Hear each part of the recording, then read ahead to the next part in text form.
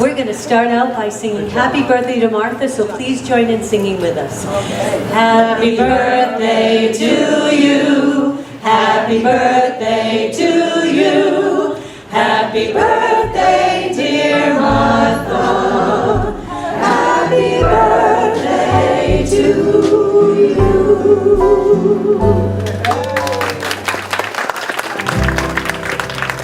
Well, I'm the oldest of 9. There was 4 girls and 5 boys, and we all lived around what we called Bridgeton at that time. And then there's another place just down the street a ways where you call Pasco. I remember when we were kids growing up. On Saturday night, my mother would say, "Come on, who's going to come tonight? We got to go grocery shopping." Because nobody wanted to go because we had to carry all that stuff home. Right. Oh, God, I remember carrying a peck of potatoes. Oh, God. We can go over a little ways and we say, "Come on, Rose, you take this for a while," and then we pass it down. But we survived. I remember in the winter time when the snow used to be so deep, they never canceled school like they do today. You went to school. Yeah. We'd take my father's woolen stockings and put them over our shoes. When we get to school, we'd take them off. Oh, well, that's the way it was. Then, of course, after the 4th grade, we had to go to another school, which is still down on Sales Avenue in Pasco now. And we had to go down there, so that was farther for us to walk. So a lot of times, where we lived on the farm up there, there was we called it the locust field, where there was like some trees and it was cut down for grass and all that. There was like a hill.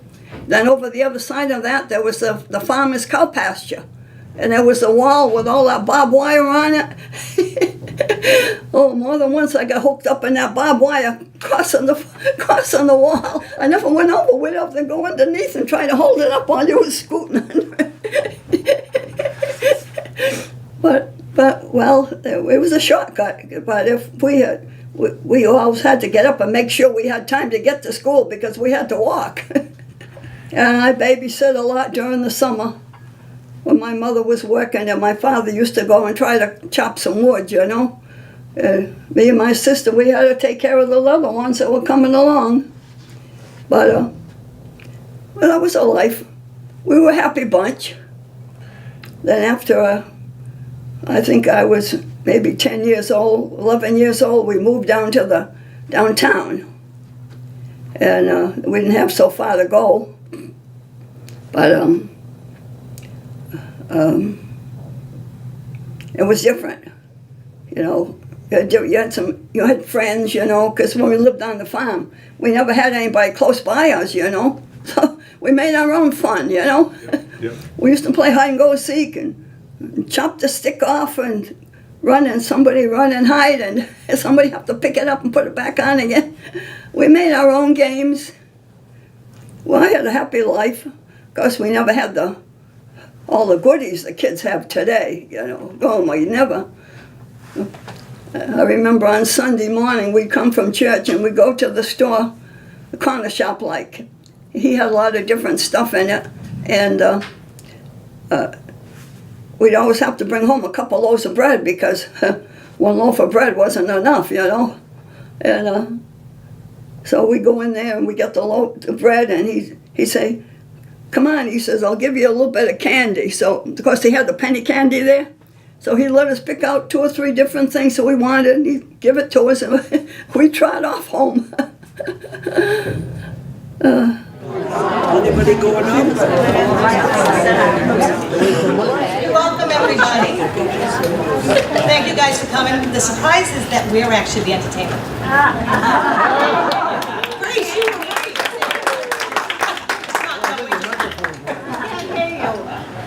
Just kidding. All right. So, Martha, happy birthday, and we want to thank you so much for being such an inspiration to us. Yeah. You literally could be a mother to almost everybody here. Yeah. or a grandmother, or a great grandmother, because my little Ava is over there. a little volunteer for the summer. So I want to thank the Sunshine Club for helping us with the entertainment today and for the beautiful sign that they made, and Brookside Rehab for bringing that gorgeous cake in for us. Refreshments are actually in that little room over there. We didn't have enough room out here, so if you want refreshments, they're right in that room. And we're going to cut the cake in a little bit. And we want to thank Dave Cortez. Yes. Okay, for coming. He's one of our selectmen. And Suzanne Kane, who works for the town administrator. And Lori, and the Board of Selectmen. And Lori Burrows, who is here on behalf of Representative McKenna. And Mark Reel, who is here for Senator Fatman, who's home babysitting his new baby. Cheryl has some fun little facts that we're going to share with Martha. Can you hear me? So these are some facts about the year 1916, which would have been Martha's birth year. 1916 was a leap year. Monet painted his famous Water Lily series. Can you guess the cost of a loaf of bread in 1916? 7 cents. The cost of a postage stamp, 2 cents. The light switch was invented. Coffee was about 15 cents per pound. Sugar was about 4 cents per pound. Our Boston Red Sox won the World Series. The average price of a U.S. house, $5,000. The average cost of a new car, $400. President Woodrow Wilson narrowly defeated Charles E. Hughes. 8% of homes have telephone, only 8%. And the last fun fact, it's a medical fact, the first blood transfusion was carried out in the year 1916.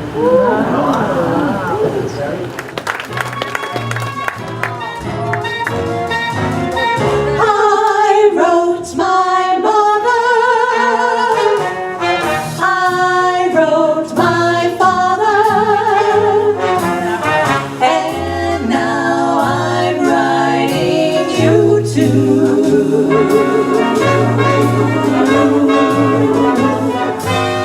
I'm sure of mother, I'm sure of father, and now I wanna be sure, very, very sure of you.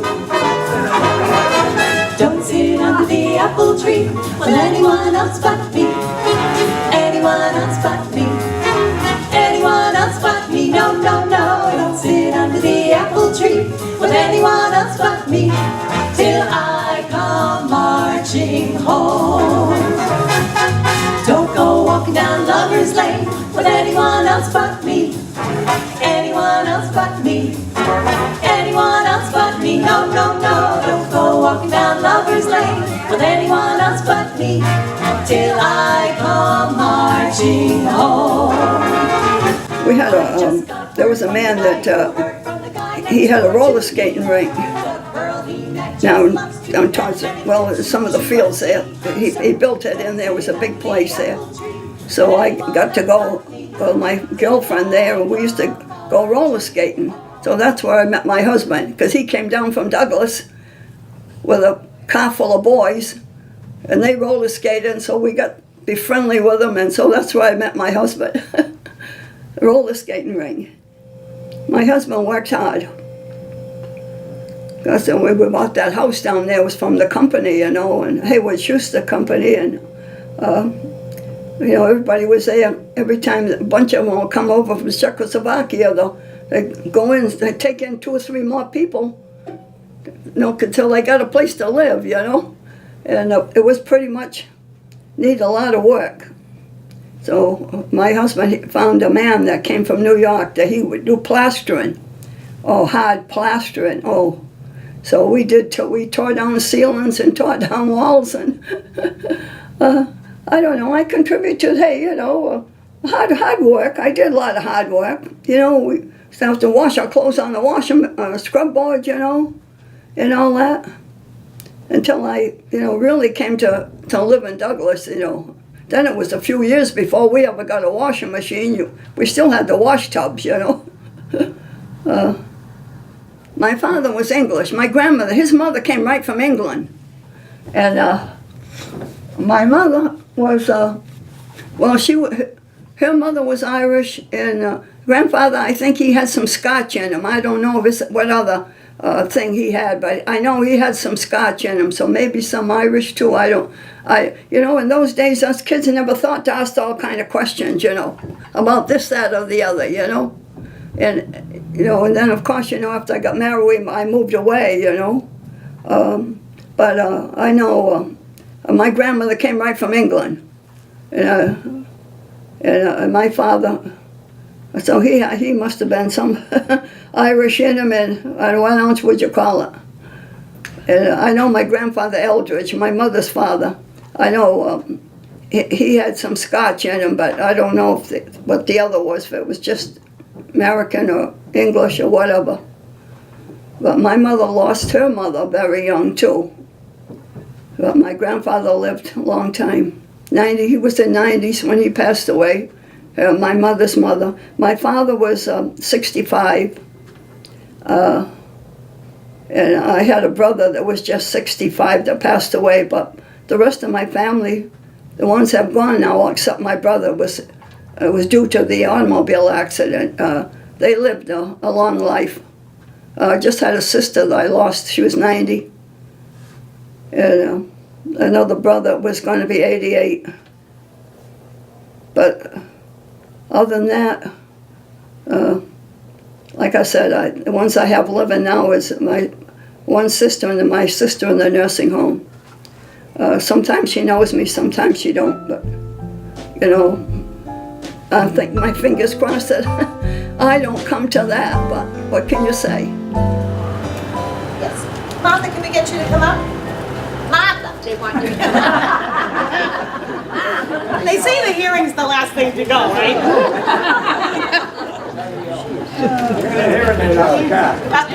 You left it in the car. So Suzanne, it's okay to yell. She's gonna get the cave with the gold top.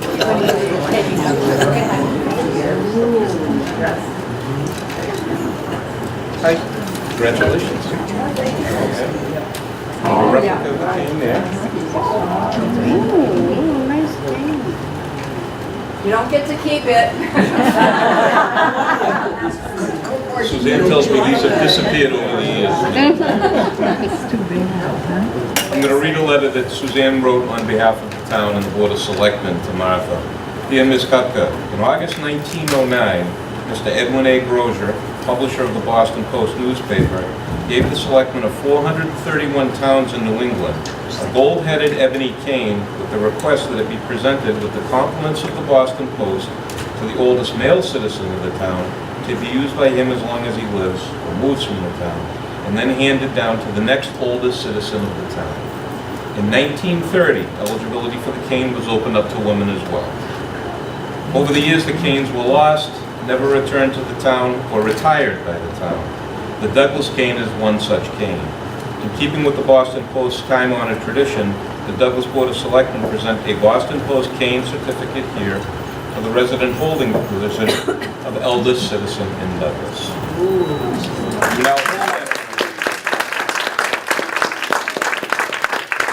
hold that honorary position in Douglas, and so the board would like to present you with the attached certificate and extend their heartfelt best wishes. Congratulations.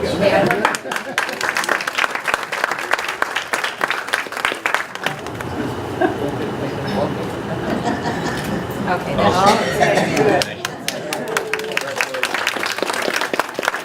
His office. Yes. Representative McKenna sends his best. He actually got tied up today. Couldn't make it. But I have from you, for you, from the House of Representatives, be it hereby known that all the Massachusetts House of Representatives offers its sincerest congratulations to Martha Cupka in recognition of your reaching your 100th birthday on July 4th, 2016. The entire membership extends its very best wishes and expresses the hope for future good fortune and continued success in all your endeavors. And it's signed by the House Speaker, Robert DeLeo, and my boss, Representative McKenna. So,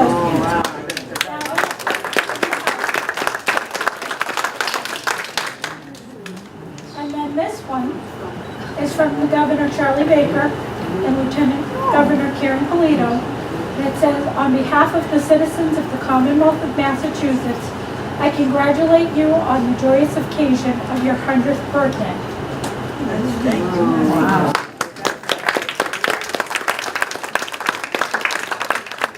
I'll hold on to these because Mark is going to come up and talk to you next. Mark, I can tell. Mark really worked with Senator Fath. So the senator couldn't be here today because he is home with the baby, 5 weeks old baby, so he's got babysitting duty today. But we have a citation from the Senate. Be it known that the Massachusetts Senate hereby extends its congratulations to Martha Cupka in recognition of celebrating your 100th birthday, and be it further known that the Massachusetts Senate extends best wishes for continued success, that this citation be duly signed by the President of the Senate and attested to, and a copy thereof transmitted by the Clerk of the Senate. Congratulations. Oh, my God.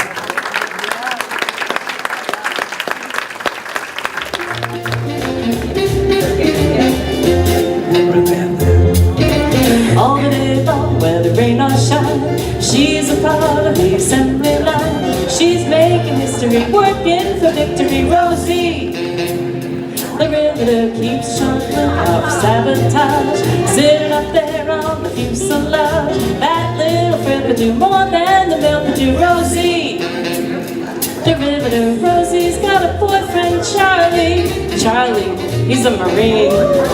Rosie is protecting Charlie, working overtime on the riveting machine. When they gave her a production E, she was as proud as a girl could be. There's something true about red, white, and blue about Rosie the Riveter.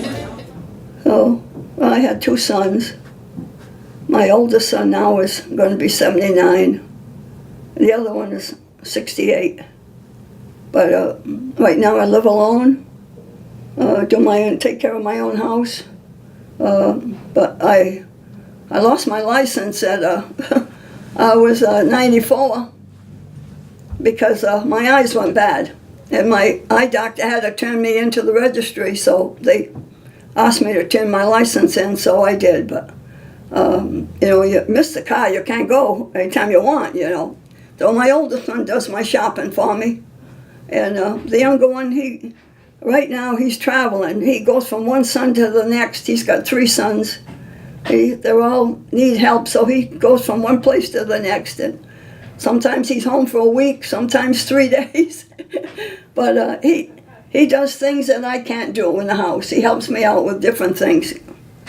So, like I said, they tell me, don't you get on the stool and do this, that, and the other. So when I have things, I mark it down on the paper, and then when some of them come and they take care of all my business with my checks and whatever, because I write big and I write uphill. My eyesight's not good. I have that macular degeneration, and it's pretty much. But I'm getting by so far. Well, I don't know. I'm just, I think I had a happy life.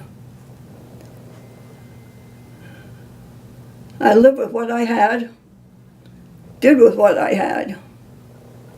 I wasn't one that wanted to say, I gotta have this, I gotta have that, and a lot of bills, We just had a simple life.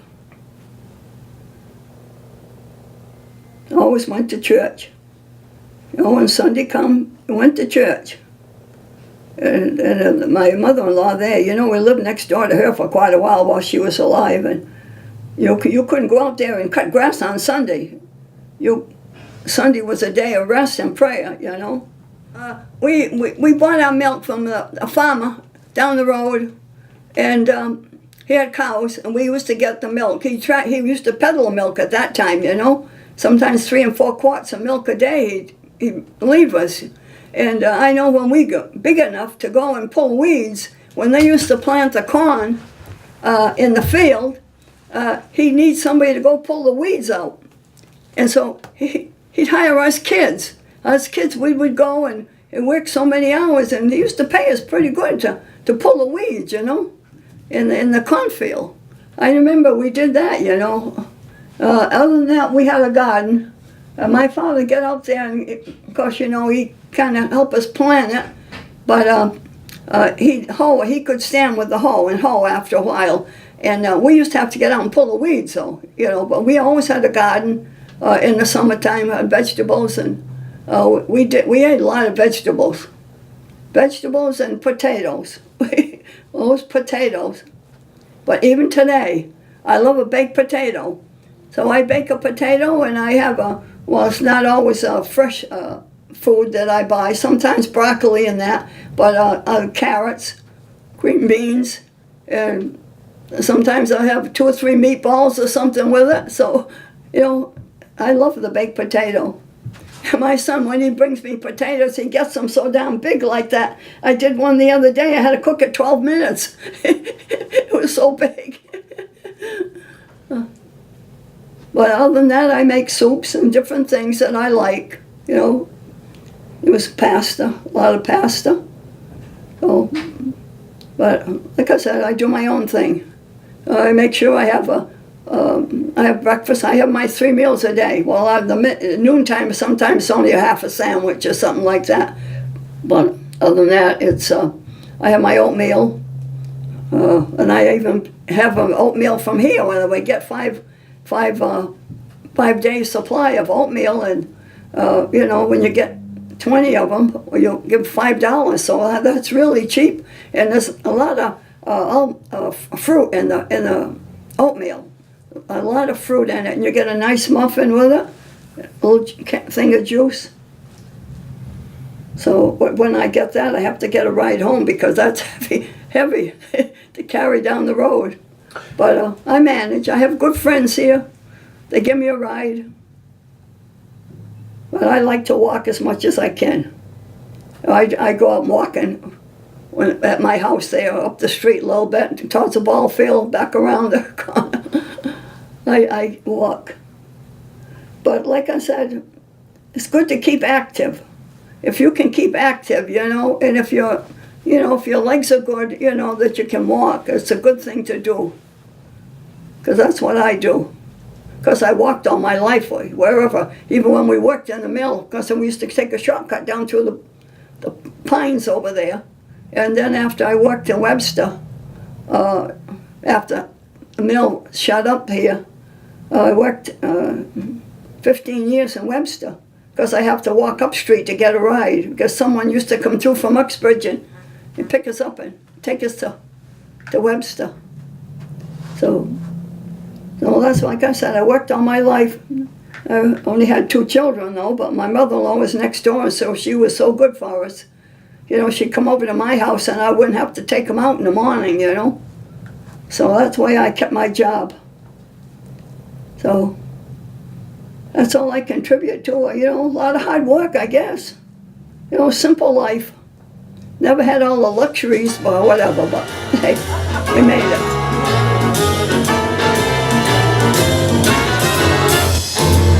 Gonna take a sentimental journey. Gonna set my heart at ease. Gonna make a sentimental journey to renew old memories. Got my bag, I got my reservation. Spent each time I could afford. Like a child in wild anticipation. Long to hear that old chord. 7, that's the time we leave at 7. I'll be waiting up for heaven, counting every mile of railroad track that takes me back. Never thought my heart could be so yearning. Why did I decide to roam? Gonna take a sentimental journey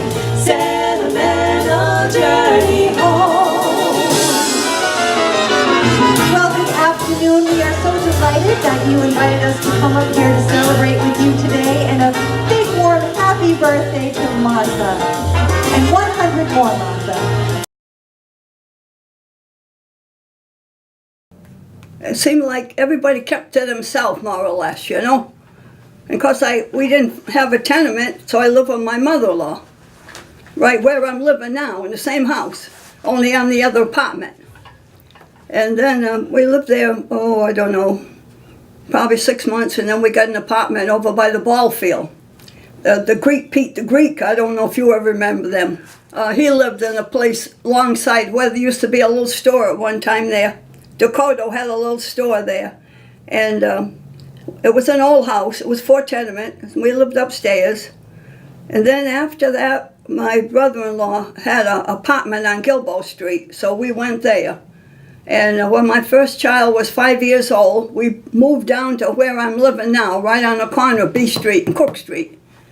And only on the same apartment upstairs. Yep. So I still travel the stairs. So, but the town is built up more, but it's still the way I remember it. We stopped at a farmer's market on the way here today. If you ever go down Trinidad, they make you feel so very glad. Calypso, sing and make up rhyme, guarantee you unreal good times. I'm drinking rum and Coca-Cola. Go down Point Cumana, both mama and daughter, so working for the Yankee dollar. Oh, beat it, man, beat it. I don't know what to say anymore, but like I said, I had a simple life. I enjoyed living, and I enjoyed what I had, you know. See, I still come up here and I enjoy it so much when I come up to the center here, you know. Get out of the house. So I play bingo. I miss, you know, the senior center is the best thing for me. I walk up here twice a week and sometimes 3 times, or how many times, whenever there's something going on. Or if we have a meal or something, I come up because that way I don't have to cook that day. And like right now, you know, I can't see this, write my name half the time, so if there's someone there, I said, would you please write my name on there? Everybody does, and don't make any bones about it, and help me out. And Patrice helps me out so much, you know, and the Sandy, you know. We have good people here, and I enjoy the programs that they have for us, you know.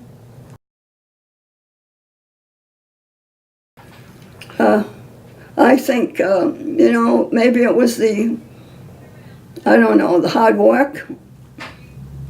I worked all my life. I worked in the mill all my life till I was a retirement age. Yes, my husband did too.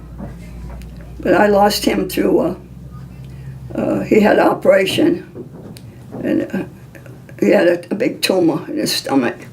And then it got into the esophagus, so he never really got on his feet after the operation. He was 85. So I've been alone ever since.